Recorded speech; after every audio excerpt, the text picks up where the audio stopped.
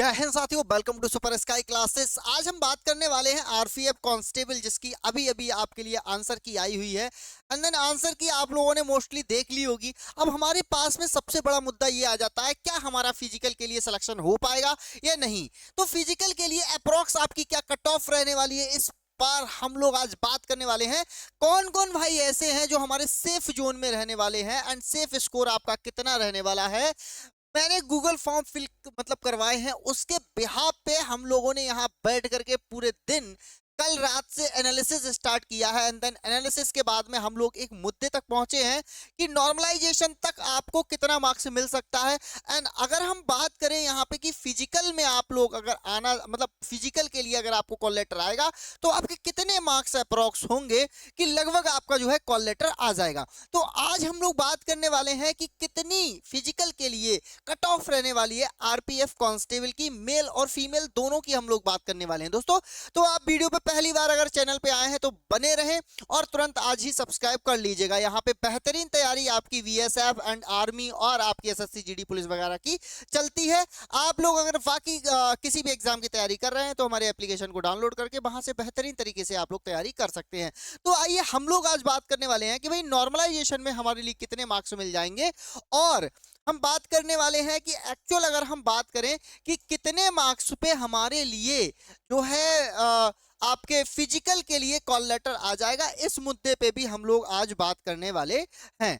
तो सभी दोस्त बने रहे मेरे साथ में, और आज बेहतरीन तरीके से इसकी एक्सप्लेनेशन हम लोग करने वाले हैं आपके साथ में आरपीएफ के बारे में। ठीक है, तो आरपीएफ कांस्टेबल की बात करते हैं।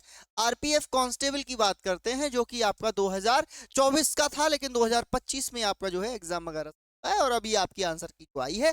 अगर पद की बात करें तो दोस्तों आपको पता है 4206 पद हैं, जिसमें 10 गुना जो है बच्चे बुलाए जाएंगे। तो 10 गुना की अगर हम बात करें तो 42,060 बच्चा जो है इसमें बुलाया जाएगा फिजिकल के लिए। तो 42,060 बच्चे अगर आप बन पाते हैं, और इसमें मेल फीमेल की अगर मैं बात करूं तो यहाँ पे मेल और फीमेल की अगर बात करूं तो इन्हीं वैकेंसी में से 631 के अप्रोक्स जो है वो फीमेल की वैकेंसी हो जाएंगी, और यहाँ पे 6,300 प्लस जो है वो फीमेल्स आपके लिए बुलाई जाएंगी। पहली एक चीज ये है। दूसरी यहाँ पे एक और बात निकल के आ रही है, इसका जो फिजिकल है वो थोड़ा सा हार्ड है क्योंकि कम टाइम में ज्यादा काम करवा रहे हैं। पहली चीज है, तो फिजिकल की आप तैयारी करना स्टार्ट तब करेंगे जब आपको लगने लगे कि हाँ भाई इसके आसपास में हूँ। कट ऑफ के अगर 2-4 नंबर आगे 2-4 नंबर पीछे अगर आप हैं तो आप फिजिकल की तैयारी स्टार्ट कर देना।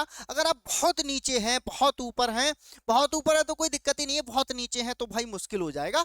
लेकिन मैं आपके लिए जो कट ऑफ देने वाला हूं वो एक एग्जैक्ट और राइट जो है देने वाला हूं, ये बात ध्यान रख। तो हम लोग बात करने वाले हैं अब इसकी कट ऑफ के बारे में।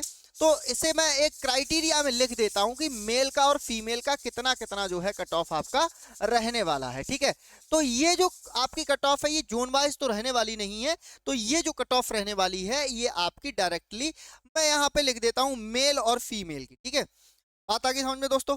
तो यहाँ पे अगर मैं मेल की बात करूंगा, ठीक, तो मेल की हम लोग बात करेंगे और हम बात करेंगे फीमेल की। ठीक है, इसकी मेल की बात करते हैं और हम बात करेंगे फीमेल की। ठीक है, तो फीमेल की बात करते हैं यहाँ पे। अब हम बात करते हैं यूआर कैटेगरी, उसके बाद में ओबीसी आएगी, उसके बाद में ईडब्ल्यूएस का रख लेते हैं, और उसके बाद में एससी का रख लेते हैं, देन हम एसटी का रख लेते हैं। एक्स सर्विसमैन के लिए अभी हम बात नहीं कर रहे हैं।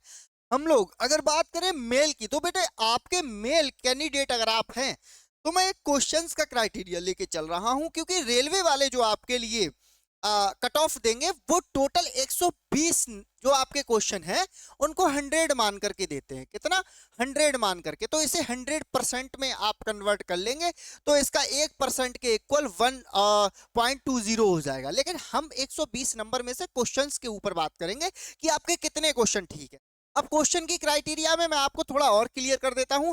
लगभग आपके 2 से 3 क्वेश्चन पे विवाद चलेगा, और इनके मार्क्स जो है जो उस पे मतलब प्रिडिक्शन डाल देगा तो उसके लिए वो मार्क्स मिल जाएंगे। प्रिडिक्शन डालने के 50 जो रुपए हैं एक क्वेश्चन के लिए जाएंगे। अगर आपको लगता है तो आप प्रिडिक्शन डालिएगा। ठीक है, अब हम बात करते हैं यूआर की।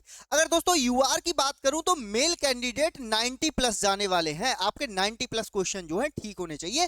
देन आप इसके आगे पीछे अगर थोड़े बहुत ऊपर नीचे हैं तो लगभग आप क्राइटेरिया में हैं। और वहीं मैं अगर फीमेल की बात करूं तो ये फीमेल अगर हम बात करें तो इनका भी लगभग एक जो एवरेज है, एक स्कोर है इनके लिए, फीमेल के लिए हमारे लिए यहाँ पे वही क्राइटेरिया बन जाएगा लगभग लगभग जो है वो 80 के आसपास का। ठीक है, 80 के आसपास का जो क्राइटेरिया है वो फीमेल में लगभग आपका जा रहा है। वहीं ओबीसी की अगर मैं बात करूंगा तो 85 प्लस के अप्रोक्स रहने वाला है। और वहीं मैं यहां पे बात करूंगा तो लगभग आपका 76 से प्लस ही जाने वाला है ये क्राइटेरिया। ठीक है, अब हम बात कर लेते हैं ईडब्ल्यूएस की। दोस्तों ईडब्ल्यूएस में अगर हम बात करेंगे तो 84 या 85 के अप्रॉक्स ही यहाँ रहने वाला है। इसका क्राइटेरिया भी यहाँ पे 76 प्लस ही रहेगा, लगभग आपका 76 या 77 या 75, इतना थोड़ा ऊपर या थोड़ा नीचे हो सकता है, इससे और बहुत ज्यादा ऊपर नीचे नहीं जाने वाला। अब हम एससी की बात कर लेते हैं। दोस्तों एससी में अगर हम बात करें तो लगभग ये 70 प्लस का क्राइटेरिया आपका रहने वाला है, तो इसे लगभग मैं कह सकता हूं कि 75 के आसपास रहेगा। और एसटी लगभग आपका 70 क्वेश्चन के आसपास रहने वाला है। तो यहां पे भी आपका जो फीमेल का क्राइटेरिया रहेगा दोस्तों, तो फीमेल का क्राइटेरिया आपका थोड़ा सा जो है वो कम रहने वाला है। फीमेल का क्राइटेरिया की अगर मैं बात करूं तो यहीं पे आपका जो है वो एससी में लगभग 70 से प्लस या उसके नीचे ही रहेगा, बहुत ज्यादा ऊपर नहीं जाएगा। और वहीं एसटी की बात करूं तो 68 के अप्रॉक्स आपका रहने वाला है। अब इस नंबर के बिहाफ पे आपकी डायरेक्टली कट ऑफ नहीं बनेगी दोस्तों, क्योंकि ये जो आपके एग्जाम हुए हैं ये कई शिफ्टों में हुए हैं, तो नॉर्मलाइजेशन जो है वो मोस्टली आपको मिलने वाला है। कई शिफ्टें हैं, जैसे अगर 23 की बात करें तो 23 की शिफ्ट काफी जो थर्ड वाली थी वो काफी हार्ड आई थी, तो उसमें नॉर्मलाइजेशन के मार्क्स जो है लगभग आपको 5 नंबर मिल जाएंगे। और जिसका पेपर आपका इजी आया था उसको दिक्कत होने वाली है। मैक्सिमम नंबर जो है नॉर्मलाइजेशन में इस बार उम्मीद जो रखी गई है वो लगभग 5 नंबर आपको मिलने वाले हैं। तो उम्मीद करता हूं इस क्राइटेरिया को आप बेहतर तरीके से समझ पाए होंगे। अगर आपके नंबर इसके लगभग 4-5 आगे पीछे हैं तो आप 100% जो है फिजिकल की तैयारी स्टार्ट कर दीजिएगा। ठीक है, और यहां पे अगर हम बात करें जैसे कट ऑफ की मैंने बात की तो ये 90 प्लस मैंने क्वेश्चंस की बात की है, ये बात ध्यान रखना आप लोग। अगर हम लोग परसेंटेज की बात करते तो मैंने आपको बता दिया था पहले ही, तो इसकी जो परसेंटेज बैठेगी वो लगभग आपकी 79 बैठेगी। ठीक है, 79 के अप्रॉक्स जो है वो परसेंटेज का क्राइटेरिया आपका बैठ जाएगा, इस बात को आप लोग समझ लेना। ठीक है, अब हम बात करने वाले हैं ये जो आपकी क्राइटेरिया है इसमें नॉर्मलाइजेशन के लगभग इतने मार्क्स मिल जाएंगे। और कुछ शिफ्टों में आपके नॉर्मलाइजेशन के मार्क्स नहीं मिलेंगे, क्योंकि जो इजी शिफ्ट है उनको नहीं, हार्ड वाली शिफ्टों को आपको नॉर्मल मार्क्स मिलते हैं। तो किस किस की किस्मत अच्छी है, जिसको नॉर्मलाइजेशन के मार्क्स मिल जाएंगे उसका सिलेक्शन पक्का हो जाएगा। और आप इस क्राइटेरिया में अगर आ जाते हैं 42,000 की में तो आपका सिलेक्शन तो पक्का हो ही जाएगा। लेकिन आप लोग फिजिकल की तैयारी दमदारी के साथ कीजिएगा। और सुपर स्काई क्लासेस पे पहली बार आए हैं तो चैनल को सब्सक्राइब कर लीजिएगा। उम्मीद करता हूं वीडियो आपको अच्छी लगी होगी, और अच्छी लगी हो तो शेयर सब्सक्राइब लाइक जरूर कर दीजिएगा। तो आज के लिए बस इतना ही दोस्तों, मिलते हैं अगली वीडियो में, तब तक के लिए जय हिंद जय भारत।